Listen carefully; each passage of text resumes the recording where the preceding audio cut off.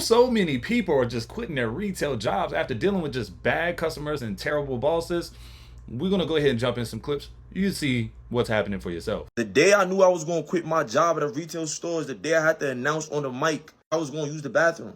So if you ever worked out of a shoe store, right, you know you have the ear thing, you got the mic to say, oh, I need size this, size that. Why the manager looked me dead in the eye and said, if you want to go use the bathroom, you got to announce on the mic, hey, AJ's taking a bathroom break, I'll be back in 5. What if I'm about to take his shit? Mind you, I'm a grown-ass man. I'm waiting for her to be like, ha, I got you, kidding. But she was dead ass. I'm so mad all over again. I might dead ass drop the name of the store. Like, what's really going on? Hey, how are you? Give me just a second. Well, seems like it's unplugged, so attention, Target shoppers! Consider this my grande exit. You see, I've been brewing up something more than thankless lattes and overpriced sugar water. My grande plan to escape this wretched heat dungeon of soulless fluorescent lights and infant crying ambiance. But before I go, let's talk about your piss poor benefits policy. I mean, it's like ordering a large frappuccino with a double shot of disappointment. Sick time, vacation hours, ha! You'd be better off asking for unicorn tears. Well, how's this for a magical double shot? I quit. Call him. Moi. No bars.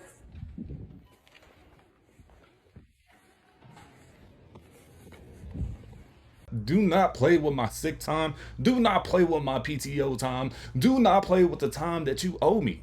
You owe me that time. And I get it. There's some weird ass, hey, look, clause like, hey, you can't roll over your time and all this other stuff, man.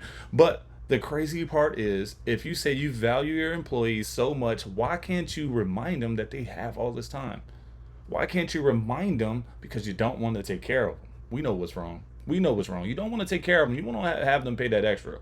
Meanwhile, you got people like this guy who would constantly go to work and do the things that you want them to do, but yet you can't even satisfy his PTO needs and requirements. Stop. To be honest with you guys, I am not happy. Honestly, I'm just coasting, and I genuinely feel like this is a thing working in retail right now. It's like everyone I know and everyone I've talked to so far, at least at my Target, we are not having a good time. Everyone is basically looking for another job at some point, or at least thinking about steps of leaving somehow, and I don't know if it's ever been this bad.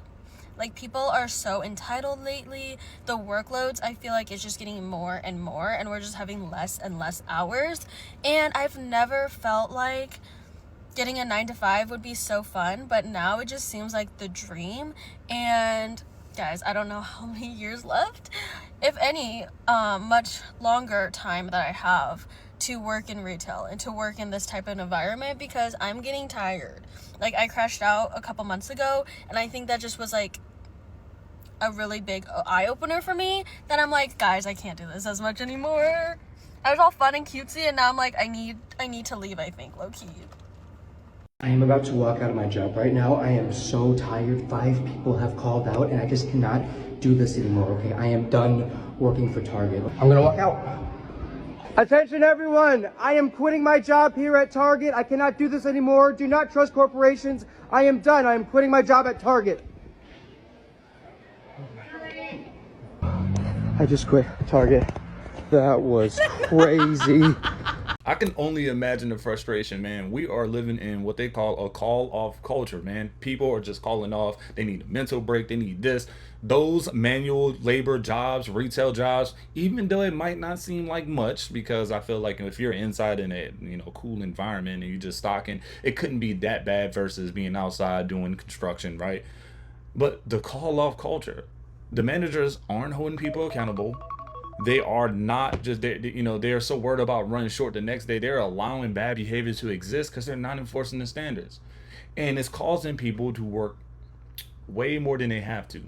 Like that guy. Before I fire you, yes. Oh, I'm already quit. I'm done. Did you just hear that? Leave the store. No. Okay, all right. You're not welcome in Sears anymore. Dang it! That's okay. I mean, what can you expect with 0 and 4 hours? I mean, I worked 8 hours the last month. How do you expect me to pay bills with working 8 hours in a month? What is that, honestly? What are you doing? I'm quitting, but with passion. Are you recording this? Oh, absolutely. Come on. This is Unprofessional. But I mean, come on. Like, honestly, my schedule for this week was 4 hours. Today, 4:30 to 8:30. Your hours That's are $40 a week. That's $40 in 2 weeks. Sorry. Your hours $40 are in based 2 weeks. on your performance. Okay, my performance here is amazing. I'm like one of the best employees any employer can look for. You can ask the employer who just sought me out to and hired me. Okay, you can go work for them. I'm going to, and I cannot wait. Just letting you know, if you worked in retail or fast food for a year or more, you just did what 97% of other people can't do. No, seriously, 97% of people quit these jobs within a year. Wow. We're closed. They put that sign up there yesterday. I guess I'm not working today. They put that sign up there yesterday. They probably put it up when they left last night. Because I talked to them yesterday when they were here. Wow. You know, all of us are gone now. I was here for 5 years. Mike, Ashley. Well, We all quit. that's what happens when corporate sits in their That's what office they and treat thinks your they can run a people like store. shit, and that's what they do. My manager thinks I just clocked out for my break, but little does she know I'm never coming back ever. Go ahead, like, share, and follow this video because there's so many videos like this online. People are waking up to the idea that the juice is just not worth the squeeze. There's so many people out there just making them just enough money to continue to be broke. There's tons of big corporations like that are in a mall, you know, so they're giant corporations that are paying their staff just enough to barely get by. Between that and the added stress of adulthood, a lot of these companies are going to end up closing down because nobody wants to work there anymore. I hear people say it all the time, certain jobs aren't meant to be careers. Okay, well then you're just not going to end up shopping there anymore because nobody's going to work there. Do I think you take a job like that making $100,000 a year? Absolutely not. No. You know when you take a job like that you're not going to make crazy money, but you should still have some sort of fruit for your labor. Don't get me started on customer service. You want better customer service? Try being a better customer. So many employees are fed up, and so many companies are going to end up going out of business because they don't want to do business. You're making record profits and not paying your employees enough to care. And that is what's happening. People are leaving during the middle of the shift because they're only going to put up with so much. Let me know in the comments, have you ever quit a job mid-shift? I know I have. The fact that people feel like they have to clock out on break on lunch and just never go back just tells you how bad they really have it at work. They just absolutely do not care. And you can see it throughout these clips. Like, people are just doing that. They'll come in, really think about it, about to go to lunch, and just be like, damn, I don't feel like going back in. I quit. The entire staff at a Wisconsin Dollar General, 7 employees, all walked away and quit at the same time. They left a note on the door saying that they were tired of the lack of appreciation, being overworked and underpaid. The manager pictured here had been working 7 days a week for weeks on end without any break because Dollar General prevented her from giving too many hours to employees. Now, the staff was also frustrated by Dollar General's donation policy, which prevented them from giving perfectly good items to customers. They had to throw them away instead.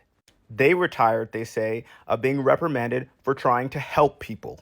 They called the number of items that they had to throw away disturbing. Now, the good news is that most of the team have already found new jobs. The manager, however, is currently taking a mental health break.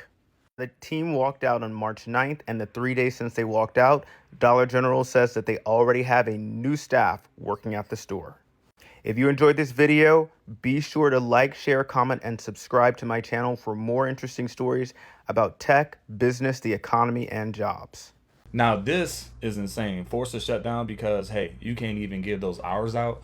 Man, look, sometimes you got to chalk up a little bit of it. Sometimes you got to chalk up a little bit of that labor for the greater good. You got to keep a staff. You have to have a staff. You have to have a set of hours to run a business, not continue to cut back and overworking managers and overwork the core employees that are trying to do a good job. That's what's happening right now. And I just feel bad for it, man. The entire staff walked out. Damn. Truth is, retail people aren't always leaving because they don't get paid enough. They're leaving because customers really, really stink lately. I've done retail for more than 10 years and it's literally never been this bad. One interaction with a customer can totally ruin your day. And I know, I get it. Like, you have to let it ruin your day, you know, whatever. But truth is, sometimes it's not even you letting it. It's just part of, dude, I didn't deserve to be treated like that. For instance, I had a situation yesterday. Story time. It was a great day. It was wonderful. It's Friday. I've got one more day in the week to work. I'm like, yes, it's 5 minutes. 5 minutes before I'm supposed to clock out. Cool. This lady comes in. She comes in with an attitude. Now, just because somebody comes in with an attitude doesn't mean you meet them with an attitude. So I try my best to be as nice as possible, but she's already getting loud for no reason. She grabs 2 pairs of shoes from clearance and she brings them up and slams them on the counter and says, I want one here. Can you look up this and that? I look it all up. I tell her it's not available at other stores. So then I end up like ordering one of the pairs of shoes, right? To send to her house. Well, I grab one to scan it. I then grab the other one so that I can scan to do the ship to her home. Well, she proceeds to question whether they're the same or not, and I say that they're not the same shoe. What I meant to say was they're not the same size. She goes ahead and goes across the register, snatches the shoes out of my hand, slams both pair, and says, am I blind? Do my eyes deceive me? I'm a surgeon. I have good eyes. And in my head, I'm like, whoa. And I know my face said, whoa. And she goes, what? Did I rub you the wrong way? And I said, there's no need for you to get loud. There's no need for that. I'm scanning them so that I can go ahead and grab a different size to ship to your home. She then proceeds to start questioning how intelligent I am. And that's where, for me, I want to shut down because there's no need for anyone to be talking to me like that. I don't deserve it. I don't get paid enough for it. So I'm like, okay, would you like for me to proceed into the next thing? And she's like, did I rub you the wrong way? I'm so sorry. And she's got attitude. She's, you know, doing her neck thing. I'm like, okay, I don't know what to tell you. Then we proceed to start checking out. Her card doesn't want to go through. That's not my problem. Like, at that point, that's not my problem.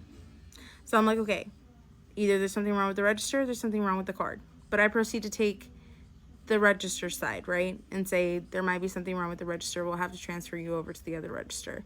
However, my coworker was working on somebody else on the register. She's upset. She's being petty. She's just like murmuring under her breath. And at this point, it's already been 20 minutes since I need to clock out. I let her know she's going to have to wait until the next register. Is that okay? Because it's not going through here, here, and there. And she's, yes, it's fine. You know, whatever. Looks at my coworker and is like, thank you so much. Being really, really nice to her because she's not me. Because, I don't know, caught an attitude with the wrong person. I don't know. And so I get my stuff. I go ahead, grab what I need to so that I can leave, clock out, all that jazz. And then I come in this morning. Of course, this person called and she decided to make it a whole incident, whatever. Now, I kid you not, my coworker defended me because apparently this person decided to question if we had cameras in the store. And she said, so you don't have cameras in the store? No, we don't have cameras in the store. She goes, so if I would have sucker punched her, nothing would have happened.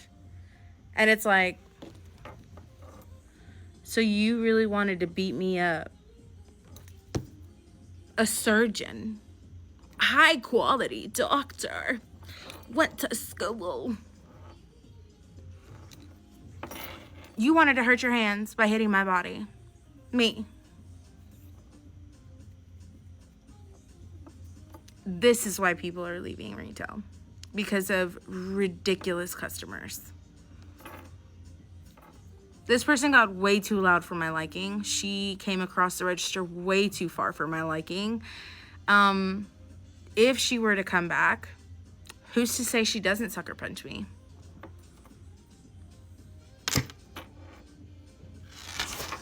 I don't get it. And you know what my district manager had to say about it? She literally answered, "Thanks for letting me know."